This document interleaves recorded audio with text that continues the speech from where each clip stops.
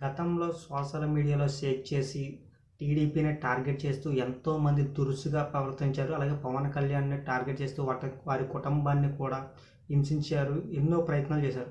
అయితే ఇప్పుడు వాళ్ళందరూ ఏమయ్యారు?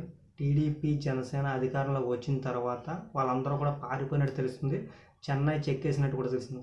ఎందుకంటే బోరిగడ్డ అనిల్ కూడా చూసాం మనం. ఎంత దారుణంగా మాట్లాడి, ఎంత హంగామా చేసి వైసీపీకి అనుకూలంగా మాట్లాడాడు. ఎందుకంటే ఇక్కడ పార్టీలు అధికారంలోకి వస్తే మీ బతుకులు ఏమవుతాయి అన్నది కూడా గమనించుకోవాలి. ఎందుకంటే ప్రతి ఒక్కరు కూడా సోషల్ మీడియాలో మనం ఎన్ని మాట్లాడి ఎన్ని విమర్శలన్నీ చేస్తాం. కానీ ఆ టైం వచ్చేటప్పుడు ఇలాంటి భౌతిక దాడులు చేసే అవకాశాలు ఉన్నాయి కాబట్టి ప్రతి ఒక్కరు కూడా చాలా జాగ్రత్తగా వ్యవహరించుకోవాలి. ఎందుకంటే పార్టీలకు అనుగుణంగా పనిచేసే వ్యక్తులు చాలామంది ఉంటారు. అందులోని ఎక్కువ శాతం సిగరెట్ని చూసాం మనం. చాలా దారుణమైన విమర్శలు. ఒక ఆడబిడ్డగా కూడా ఉండి ఆమె అనేక విమర్శలు చేసింది. అవన్నీ కూడా చూస్తుంటేనే చాలా ఘోరంగా ఉంటుంది. ఎందుకంటే ఆమె మహిళగా ఎక్కడ కూడా ప్రవర్తించలేదు. అవన్నీ చూసిన తర్వాత చాలామంది ఈవిడ అసలు మహిళయేనా అని అనిపించే పరిస్థితి వచ్చింది. కానీ మహిళా సంఘాలు ఉన్నాయి, ప్రతి ఒక్కరు ఉన్నారు.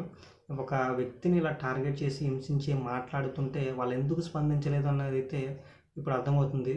ఇప్పుడు సోషల్ మీడియాలో టీడీపీకి సంబంధించిన నాయకులు కానీ ఇలాంటి వ్యవహార శైలి చేస్తే పార్టీ డ్యామేజ్ అయ్యే అవకాశం ఎక్కువగా ఉంది. కాబట్టి ముందుగానే చంద్రబాబు నాయుడు గారు ప్రతి ఒక్కరిని హెచ్చరిస్తున్నట్లు తెలుస్తుంది.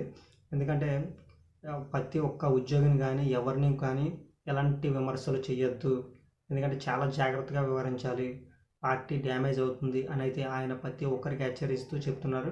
అలాగే ఎలాంటి దాడులు, ఎలాంటి కార్యక్రమాలకు పాల్పడద్దు, లా అండ్ ఆర్డర్ను మీరు ఇది చేయొద్దు అని కూడా ప్రత్యేకంగా ఆయన చెప్పినట్టు కూడా తెలుస్తుంది. అలాగే ఆవిడ అనిత గారు కూడా హోమ్ మినిస్టర్, ఆవిడ కూడా చాలా శ్రద్ధగా వ్యవహరిస్తున్నారు అన్నట్టుగా తెలుస్తుంది. మనందరం కూడా గమనించుకోవాలి. చాలా జాగ్రత్తగా ఉండి వ్యవహరించుకోవాల్సిన బాధ్యత ప్రతి ఒక్క ప్రజలకు ఉంది. అది గుర్తుపెట్టుకోవాలని అయితే మా ఛానల్ ద్వారా మేము తెలియజేస్తున్నాం.